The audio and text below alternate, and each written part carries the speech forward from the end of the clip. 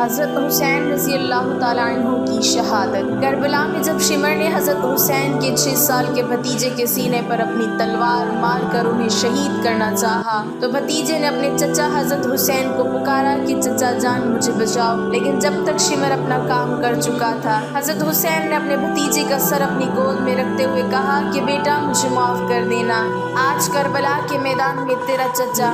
بسم اللہ الرحمن الرحیم۔ نواسۂ رسول شہید کربلا حضرت حسین رضی اللہ تعالیٰ عنہ کی شخصیت محتاج تعارف نہیں ہے۔ آپ رضی اللہ تعالیٰ عنہ خاتون جنت حضرت فاطمۃ الزہرا اور شیر خدا خلیفہ چہارم سیدنا حضرت علی المرتضیٰ کرم اللہ وجہ الکریم کے لخت جگر اور نواسۂ پیغمبر علیہ السلام ہیں۔ ارشاد نبوی ہے کہ ابن ابی نعیم روایت کرتے ہیں کہ میں حضرت عبداللہ بن عمر رضی اللہ تعالیٰ عنہما کے پاس موجود تھا۔ ایک شخص نے آپ سے مچھر کے خون کے بارے میں دریافت کیا کہ اگر محرم کے لباس کو لگ جائے تو کیا حکم ہے؟ حضرت ابن عمر رضی اللہ تعالیٰ عنہما نے اس سے پوچھا تم کون ہو؟ اس نے کہا اہل عراق میں سے ہوں۔ حضرت ابن عمر رضی اللہ تعالیٰ عنہ نے فرمایا اس شخص کو دیکھو، یہ مجھ سے مچھر کے خون کے بارے میں پوچھ رہا ہے، حالانکہ انہوں نے رسول اللہ صلی اللہ علیہ وسلم کے بیٹے یعنی نواسے کو شہید کر ڈالا۔ میں نے رسول خدا صلی اللہ علیہ وسلم کو فرماتے ہوئے سنا کہ یہ حسن و حسین دونوں میری دنیا کے پھول ہیں۔ باغ نبوت کے پھول سیدنا حضرت حسین رضی اللہ تعالیٰ عنہ کی ولادت سے قبل ہی بذریعہ خواب پیدائش کی بشارت دے دی گئی تھی۔ مستدرک الحاکم میں ہے، حضرت عباس رضی اللہ تعالیٰ عنہ کی زوجہ حضرت ام فضل سے روایت ہے کہ وہ حضرت رسول اللہ صلی اللہ علیہ وسلم کی خدمت میں حاضر ہوئیں اور عرض کی یا رسول اللہ، رات میں نے عجیب خواب دیکھا ہے۔ آپ صلی اللہ علیہ وسلم نے دریافت کیا کیسا خواب ہے؟ عرض کی بہت سخت۔ آپ صلی اللہ علیہ وسلم نے فرمایا کیا ہے وہ؟ عرض کی میں نے دیکھا ہے کہ گویا آپ کے بدن کا کوئی ٹکڑا کٹ کر میری گود میں آ گیا ہے۔ رسول اللہ صلی اللہ علیہ وسلم نے تعبیر بیان فرمائی کہ تم نے اچھا خواب دیکھا ہے، فاطمہ کے ہاں بچہ پیدا ہوگا، وہ تمہاری گود میں ہوگا، تم اسے دودھ پلاؤ گی۔ چنانچہ حضرت فاطمہ کے ہاں حضرت حسین رضی اللہ تعالیٰ عنہ پیدا ہوئے تو میری گود میں آئے، جیسا کہ رسول اللہ صلی اللہ علیہ وسلم نے بیان فرمایا تھا۔ ایک روز میں رسول اللہ صلی اللہ علیہ وسلم کی خدمت میں حاضر ہوئی اور حسین کو میں نے رسول اللہ صلی اللہ علیہ وسلم کی گود میں ڈال دیا۔ رسول اللہ صلی اللہ علیہ وسلم کی آنکھیں آنسوؤں سے رواں تھیں۔ حضرت ام فضل نے عرض کی اے اللہ کے نبی، میرے ماں باپ آپ پر قربان، آپ کو کیا ہوا ہے؟ حضور صلی اللہ علیہ وسلم نے فرمایا میرے پاس جبرائیل علیہ السلام آئے اور انہوں نے خبر دی کہ میری امت میرے اس بیٹے کو شہید کر دے گی۔ میں نے عرض کی کیا یہ بات ہے؟ آپ نے فرمایا ہاں، اور وہ میرے پاس اس کی خون آلود سرخ مٹی کا کچھ حصہ بھی لائے ہیں۔ حضرت یارہ رضی اللہ تعالیٰ عنہ کہتے ہیں کہ وہ رسول اللہ صلی اللہ علیہ وسلم کے ساتھ ایک دعوت طعام پر گئے۔ رسول اللہ صلی اللہ علیہ وسلم لوگوں کے آگے آگے چل رہے تھے۔ آپ نے دیکھا کہ حسین بچوں کے ساتھ کھیل رہے ہیں۔ رسول اللہ صلی اللہ علیہ وسلم نے انہیں پکڑنا چاہا تو وہ ادھر ادھر دوڑنے لگے۔ رسول اللہ صلی اللہ علیہ وسلم بھی ان کو پکڑنے کے لیے دوڑ کر کشتی بھی کرنے لگے، حتیٰ کہ آپ صلی اللہ علیہ وسلم نے انہیں پکڑ لیا، پھر اپنا ایک ہاتھ ان کی گدی پر رکھا اور دوسرا تھوڑی کے نیچے رکھا اور ان کے دہن طیب پر اپنا دہن مبارک رکھ کر چومنے لگے اور فرمایا کہ حسین مجھ سے ہے اور میں حسین سے ہوں، اور اللہ تعالیٰ اس سے محبت کرتے ہیں جو حسین سے محبت کرے۔ حضرت عبداللہ بن شداد اپنے والد سے روایت کرتے ہیں کہ انہوں نے فرمایا کہ رسول اللہ صلی اللہ علیہ وسلم عشاء کی نماز کے لیے ہمارے پاس تشریف لائے، اس حال میں کہ آپ صلی اللہ علیہ وسلم حضرت حسن یا حضرت حسین کو اٹھائے ہوئے تھے۔ پھر نبی کریم صلی اللہ علیہ وسلم آگے تشریف لے گئے اور انہیں بٹھا دیا، پھر آپ صلی اللہ علیہ وسلم نماز ادا فرمانے لگے۔ آپ صلی اللہ علیہ وسلم نے طویل سجدہ فرمایا۔ میرے والد کہتے ہیں میں نے سر اٹھا کر دیکھا کہ نبی کریم صلی اللہ علیہ وسلم سجدے میں ہیں اور شہزادے آپ صلی اللہ علیہ وسلم کی پشت انور پر ہیں۔ پھر میں سجدے میں چلا گیا۔ جب رسول اللہ صلی اللہ علیہ وسلم نماز سے فارغ ہوئے تو صحابہ اکرام نے عرض کیا یا رسول اللہ صلی اللہ علیہ وسلم، آپ نے نماز میں سجدہ اتنا دراز فرمایا کہ ہمیں اندیشہ ہوا کہ کہیں کوئی واقعہ پیش تو نہیں آیا یا آپ صلی اللہ علیہ وسلم پر وحی الہی کا نزول ہو رہا ہے۔ نبی کریم सल्लल्लाहु अलैहि वसल्लम ने इरशाद फरमाया, इस तरह की कोई बात नहीं हुई सिवाय ये कि मेरा बेटा मुझ पर सवार हो गया था। जब तक वो अपनी ख्वाहिश से न उतरते मुझे इजलत करना पसंद न हुआ। हज़रत इमाम हुसैन को इस्लाम में शहीद का दर्जा दिया गया है।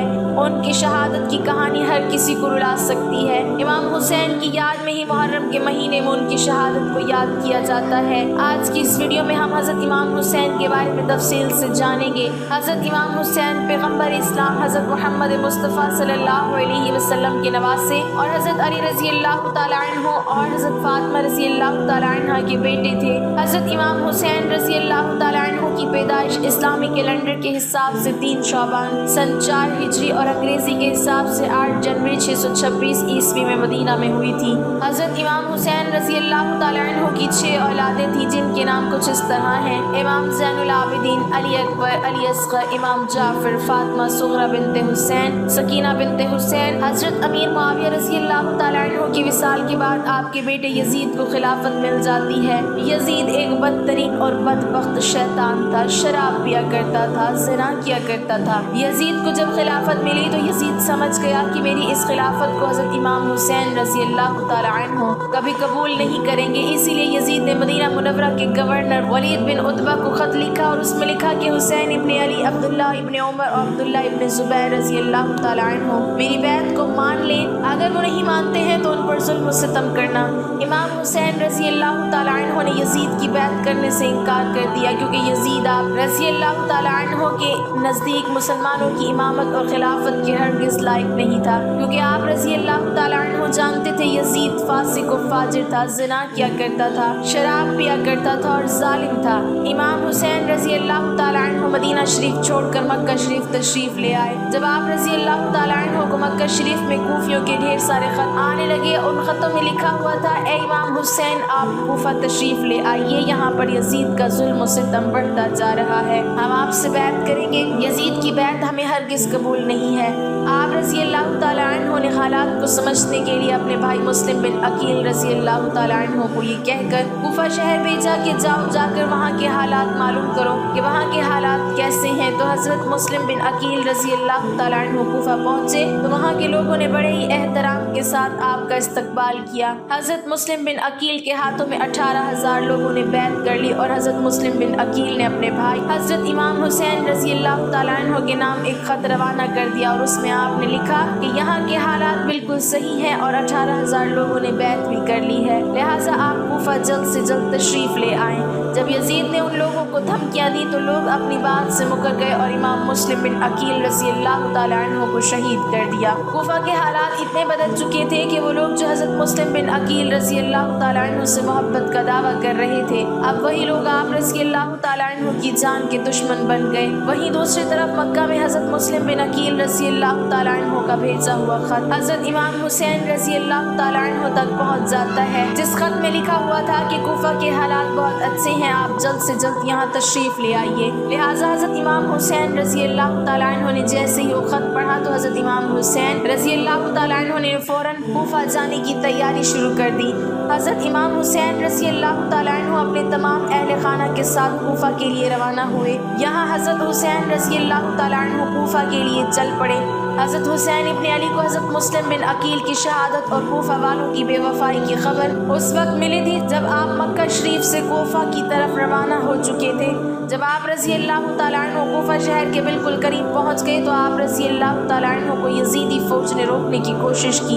हज़रत इमाम हुसैन ने फरमाया, लोगों को बुलाने पर ही कूफा शहर में आया हूँ, अगर तुम लोग चाहते हो कि मैं कूफा में ना आऊँ तो मुझे वापस जाने दो, मैं वापस जाने के लिए तैयार हूँ। यजीदी फ़ौज ने हज़रत इमाम हुसैन रज़ी अल्लाह तआला अन्हु को कूफा शहर में दाखिल नहीं होने दिया, लिहाजा हज़रत इमाम हुसैन रज़ी अल्लाह तआला अन्हु ने अपने पूरे काफ़िले के साथ अपना रास्ता बदल लिया। चलते चलते आप रज़ी अल्लाह तआला अन्हु एक चटियल मैदान में पहुँच गए तो आप रज़ी अल्लाह तआला अन्हु ने एक शख्स से सवाल किया कि ये कौन सी जगह है। उस शख्स ने कहा, इस जगह को करबला कहा जाता है। तो हज़रत इमाम हुसैन रज़ी अल्लाह तआला अन्हु ने अपने तमाम लश्कर को हुक्म दिया कि यहीं पर खैमा लगा दिया जाए। लिहाजा इस तरह से हज़रत इमाम हुसैन रज़ी अल्लाह तआला अन्हु करबला के मैदान में पहुँच پہنچے اور ادھر یزیدی فوج کو اس بات کا علم ہوا کہ حضرت امام حسین نے اپنا خیمہ کربلا کے میدان میں لگایا ہوا ہے، تو یزیدی فوج نے بھی فوراً کربلا کے میدان میں پہنچنا شروع کر دیا۔ یزید کی جو فوج کربلا پہنچ رہی تھی ان کا سپہ سالار ابن سعد کر رہا تھا۔ حضرت امام حسین نے ابن سعد سے کہا کہ یا تو تم مجھے یزید کے پاس لے چلو یا پھر مجھے اپنے شہر واپس جانے دو، لیکن ابن سعد نے ان دونوں باتوں میں سے کوئی بھی بات قبول نہیں کی اور وہ امام حسین رضی اللہ تعالیٰ عنہ کو یزید کی بیعت کرنے پر مجبور کرتا رہا، لیکن آپ نے اس کی ایک بھی بات نہیں مانی۔ ایسے ہی کرتے کرتے دن گزرتے گئے اور 3 محرم کا دن آ گیا۔ اب ظالم یزید نے حضرت حسین کے سامنے 22,000 سپاہیوں کا لشکر بھیج دیا۔ دوسری طرف حضرت امام حسین کے ساتھ 82 لوگ تھے جس میں عورتیں اور بچے بھی شامل تھے۔ ناظرین آپ یہاں سوچئے کہ کتنی حیرت کی بات ہے، ظالم یزید کے دل میں امام حسین کا کتنا ڈر اور خوف تھا کہ 82 لوگوں سے لڑنے کے لیے 22,000 سپاہیوں کا لشکر بھیج دیا، جو حضرت امام حسین کے سامنے 100 گنا سے بھی زیادہ بڑا یزید کا لشکر تھا۔ حضرت حسین رضی اللہ تعالیٰ عنہ کے سامنے یزیدی فوج کے حوصلے پست ہو گئے۔ آخرکار انہوں نے یہ فیصلہ کیا کہ امام حسین کو ہرانا ہے تو ان کا پانی بند کرنا پڑے گا اور تبھی ان کا مقابلہ کیا جا سکتا ہے۔ ایسے ہی کرتے ہوئے دن گزرتے گئے اور 7 محرم کا دن آ گیا اور 7 محرم کو یزیدی فوج نے امام حسین کے قافلے والوں پر پانی بند کر دیا۔ ناظرین ہم آپ کو یہ بتاتے چلیں کہ کربلا کے میدان میں پانی کا کوئی بھی انتظام نہیں تھا سوائے نہر فرات کے، لیکن 7 محرم کے دن نہر فرات کا پانی بھی حضرت امام حسین کے قافلے والوں پر بند کر دیا گیا۔ حضرت امام حسین اور ان کے ساتھ موجود تمام جوان لوگ پیاس کو برداشت کرتے رہے، لیکن چھوٹے چھوٹے بچے اور عورتوں کا پیاس کی وجہ سے برا حال ہو چکا تھا۔ ظالم فوج یزید امام حسین کے گھر والے اور تمام ساتھیوں کو گھیرے ہوئے تھے۔ انہوں نے یہ طے کیا کہ اب 9 محرم کے دن امام حسین کو قتل کر دیا جائے۔ حضرت امام حسین نے حضرت عباس سے کہا کہ عباس جاؤ یزید کی فوج کے پاس اور ان سے کہو ہمیں ایک رات اللہ کی عبادت کرنے کے لیے دی جائے۔ جب حضرت عباس نے ایک رات کی مہلت کے لیے کہا تو انہوں نے آپ کی بات مان لی۔ جب تک 9 محرم کی تاریخ آئی تب تک امام حسین کو یہ یقین ہو چکا تھا کہ یزید کی فوج کا مقصد صرف اور صرف اب مجھے شہید کرنا ہے، اس کے علاوہ یزید کچھ بھی کرنے کے لیے تیار نہیں ہے۔ اس لیے حضرت امام حسین نے 9 محرم کی رات میں اپنے تمام خیمے والوں کو ایک جگہ پر اکٹھا کیا اور آپ نے کہا کہ یہ بات تو طے ہو چکی ہے کہ یہاں پر موجود سبھی لوگ 2 دنوں کے اندر شہید کیے جائیں گے، اسی لیے یہاں موجود آپ میں سے جو بھی واپس لوٹنا چاہتا ہے وہ لوٹ سکتا ہے۔ حضرت امام حسین نے فوراً خیمے میں جل رہے تمام دیوں کو بجھوا دیا، یعنی ان دیوں کو بند کر دیا اور اندھیرا کروا دیا تھا تاکہ جو بھی جانا چاہے وہ بلا جھجک چلا جائے۔ تھوڑی دیر کے بعد جب دیوں کو دوبارہ جلا دیا گیا تو سارے کے سارے لوگ بیٹھے آنسو بہا رہے تھے، یعنی کوئی بھی حضرت حسین رضی اللہ تعالیٰ عنہ کو اکیلا چھوڑ کر جانے کے لیے تیار نہیں تھا۔ ناظرین آخرکار 10 محرم کا دن آیا اور حضرت امام حسین رضی اللہ تعالیٰ عنہ اور یزید کی فوج کے بیچ جنگ ہونا شروع ہو گئی۔ جہاں ایک طرف یزید کی ایک بڑی فوج تھی تو وہیں دوسری طرف امام حسین کے ساتھ صرف 72 لوگ تھے۔ اتنے میں فوج یزید کا حملہ شروع ہو جاتا ہے اور ہر شہید شہادت کا جام خوشی سے پیتا گیا۔ کبھی قاسم شہید ہوتے تو کبھی علی اکبر شہید ہوتے تو کبھی آن محمد شہید ہوتے۔ 3 دن کے پیاسے امام حسین کے گھر والے اور تمام لوگ یزیدی فوج سے جنگ کرتے رہے اور ایک ایک کر کے شہید ہوتے گئے۔ حضرت عباس علمبردار سے حضرت امام حسین رضی اللہ تعالیٰ عنہ کے 6 مہینے کے بیٹے علی اصغر کی پیاس نہیں دیکھی گئی۔ آپ رضی اللہ تعالیٰ عنہ نے ایک مشکیزہ لیا اور گھوڑے پر سوار ہو کر نہر فرات کے کنارے پہنچ گئے اور آپ رضی اللہ تعالیٰ عنہ نے ایک مشکیزہ بھر لیا، لیکن جب آپ پانی لے کر واپس لوٹنے لگے تو یزیدی فوج نے آپ کے اوپر لگاتار تیر برسانا شروع کر دیا۔ حضرت عباس جب تک حضرت امام حسین کے خیمے تک پہنچ پاتے تب تک یزیدی فوج نے لگاتار تیر چلا کر حضرت عباس علمبردار کو شہید کر دیا تھا۔ اس طرح حضرت عباس علمبردار شہید ہو گئے اور اسی طرح ایک ایک کر کے تمام اہل بیت کے نوجوان شہید ہو گئے اور ہاشمی شیر شہادت کا جام پی لیتے ہیں۔ دھیرے دھیرے کر کے جب حضرت امام حسین کے سبھی لوگ شہید ہو گئے تو اس کے بعد حضرت امام حسین نے خود میدان میں تلوار لے کر نکلنے کا فیصلہ کیا۔ امام حسین اپنی تلوار سے کافی لمبے وقت تک یزیدی فوج کا اکیلے مقابلہ کرتے رہے۔ حضرت امام حسین کے تنہا ہونے کے باوجود بھی آپ کے مقابلے میں کوئی بھی نہیں آنا چاہتا تھا اور اس کی صرف ایک ہی وجہ تھی کہ آپ حضرت علی رضی اللہ تعالیٰ عنہ کے بیٹے تھے۔ یزیدی فوج کو یہ یقین ہو گیا تھا کہ ہم کسی بھی طرح سے علی کے بیٹے کا مقابلہ نہیں کر سکتے، اسی لیے یزیدی فوج کے کمانڈر نے اپنے تمام فوجیوں کو امام حسین کے اوپر ایک ساتھ حملہ کرنے کا حکم دیا۔ پھر تمام یزیدی فوج کے سپاہی حضرت امام حسین پر ایک ساتھ مل کر حملہ کر رہے تھے، لیکن اس کے باوجود بھی حضرت حضرت حسین رضی اللہ تعالیٰ عنہ لگاتار یہ ثابت کر رہے تھے کہ باطل چاہے تعداد میں کتنا بھی زیادہ ہو لیکن وہ حق اور سچ کے مقابلے میں بالکل بھی ٹک نہیں سکتا۔ جب حسینیت اور یزیدیت کے بیچ سب سے خطرناک جنگ چل رہی تھی کہ اسی بیچ میں اچانک سے نماز عصر کا وقت ہو گیا۔ حضرت امام حسین نے ایسے مشکل وقت میں ایسی زخمی حالت میں بھی عصر کی نماز پڑھنے کا ارادہ کیا جبکہ چاروں طرف سے حملہ لگاتار ہو رہا تھا، تو حضرت امام حسین رضی اللہ تعالیٰ عنہ نے جیسے ہی نماز پڑھنا شروع کیا اور یزیدی فوج کو وہ موقع مل گیا جس کا وہ لوگ ایک لمبے وقت سے انتظار کر رہے تھے، یعنی جیسے ہی حضرت امام حسین رضی اللہ تعالیٰ عنہ سجدے میں گئے تو شمر ذی الجوشن نے آپ کی گردن پر تلوار چلا کر آپ کے سر کو جسم سے جدا کر دیا۔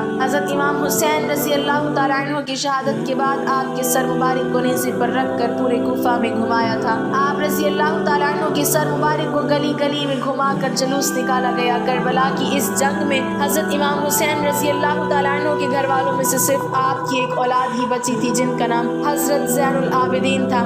اس کے علاوہ حضرت امام حسین کے تمام عورتوں کو قیدی بنا کر کوفہ شہر لایا گیا تھا۔ بھلے ہی اس دن حضرت حسین رضی اللہ تعالیٰ عنہ کو شہید کر دیا گیا تھا لیکن آج بھی حضرت امام حسین رضی اللہ تعالیٰ عنہ پوری دنیا میں قیامت تک کے لیے زندہ ہیں اور یزید ڈوب گئے شام کے اندھیروں میں، حسین چمک اٹھے دنیا میں روشنی کی طرح۔ حضرت امام حسین نے اسلام کے لیے اپنے آپ کو اور اپنوں کو قربان کر دیا اور ہمیں یہ سبق ملتا ہے کہ کسی بھی حالت میں نماز نہیں چھوڑنا چاہیے۔ حضرت امام حسین رضی اللہ تعالیٰ عنہ نواز رسول صلی اللہ علیہ وسلم اگر اللہ تعالیٰ سے یہ دعا مانگتے اللہ تعالیٰ کربلا کے میدان میں فرشتوں کو بھیج دیتا۔ اگر امام حسین رضی اللہ تعالیٰ عنہ سے پانی مانگتے تو اللہ تعالیٰ بارش برسا دیتا، لیکن حضرت امام حسین نواز رسول صلی اللہ علیہ وسلم نے اللہ تعالیٰ کو راضی کرنے کے لیے اپنا سر سجدے میں کٹا دیا اور اللہ تعالیٰ کو راضی کر لیا۔ عبداللہ بن حسن رضی اللہ تعالیٰ عنہ خیموں میں خواتین کے ساتھ تھے مگر ان سے اپنے چچا کی تنہائی اور بے بسی نہ دیکھی گئی۔ اچانک خیموں سے باہر نکلے حضرت زینب نے اپنے بھتیجے کو پکڑنا چاہا اور انہیں میدان میں جانے سے باز رکھنے اور اپنے بھائی حسن کی یادگار کو یزیدی بھیڑیوں کا شکار ہونے سے بچانے کی کوشش کی، لیکن عبداللہ نے کہا نہیں، خدا کی قسم میں اپنے چچا کو تنہا نہیں چھوڑوں گا۔ عبداللہ نے اپنا ہاتھ پھوپھو کے ہاتھ سے چھڑا لیا اور میدان کی طرف دوڑے۔ امام حسین تک پہنچے تاکہ اپنے ننھے اور کمزور سے بدن کے ساتھ اپنے چچا کا دفاع کریں۔ یہ وہ وقت تھا جب امام کو چاروں طرف سے دشمنوں نے گھیر رکھا تھا۔ شمر نے آگے بڑھ کر امام حسین پر حملہ کرنے کی غرض سے تلوار چلائی۔ حضرت عبداللہ نے کہا تو میرے چچا کو قتل کر رہا ہے۔ اس کے بعد حضرت عبداللہ نے خود کو امام حسین کے آگے ڈھال بنا دیا تاکہ تلوار کا وار رسول اللہ صلی اللہ علیہ وسلم کے جسم مبارک کو نہ لگے۔ تلوار تیز اور ضربت کاری تھی، عبداللہ کے بازو کو بدن سے جدا کر گئی، یہاں تک کہ بازو صرف کھال سے لٹکتا رہا۔ حسن کی یتیم نے شدت درد سے اپنے چچا کو آواز دی۔ اب آپ خود تصور کریں کہ امام حسین کا کیا حال ہوا ہوگا جن کے پاس بھائی حسن کی تو امانتیں تھیں، قاسم اور عبداللہ۔ قاسم پہلے ہی شہید ہو چکے تھے اور اب عبداللہ شہید ہو رہے تھے اور آپ اس صورتحال کا مشاہدہ کر رہے تھے۔ حضرت حسین نے اپنے زخمی بھتیجے کو گود میں لیا اور سینے سے لگا کر ان کے کان میں کہا پیارے بھتیجے صبر کرو اور خدائے بزرگ و برتر کو صدا دو تاکہ وہ تمہیں تمہارے صالح آباء و اجداد سے ملحق فرمائے۔ امام حسین دستے بد دعا ہوئے اور اللہ کی بارگاہ میں عرض کیا خداوند اگر تو نے مقدر فرمایا ہے کہ اس قوم کو ایک عرصے کے لیے زندہ رکھے تو انہیں شدید تفرقہ اور انتشار سے دوچار فرما، کیونکہ انہوں نے مجھے دعوت دی اور میری نصرت کا وعدہ دیا مگر ہم یہاں آئے تو ہم پر حملہ کیا اور ہمیں قتل کر دیا۔ اللہ پاک ہمیں بھی ان کی طرح دین اسلام پر قائم اور ثابت قدم رکھے اور 5 وقتہ نماز پڑھنے کی توفیق عطا فرمائے، آمین۔ ناظرین کمنٹ باکس میں اللہ تعالیٰ کے 99 ناموں میں سے ایک نام ضرور ٹائپ کریں۔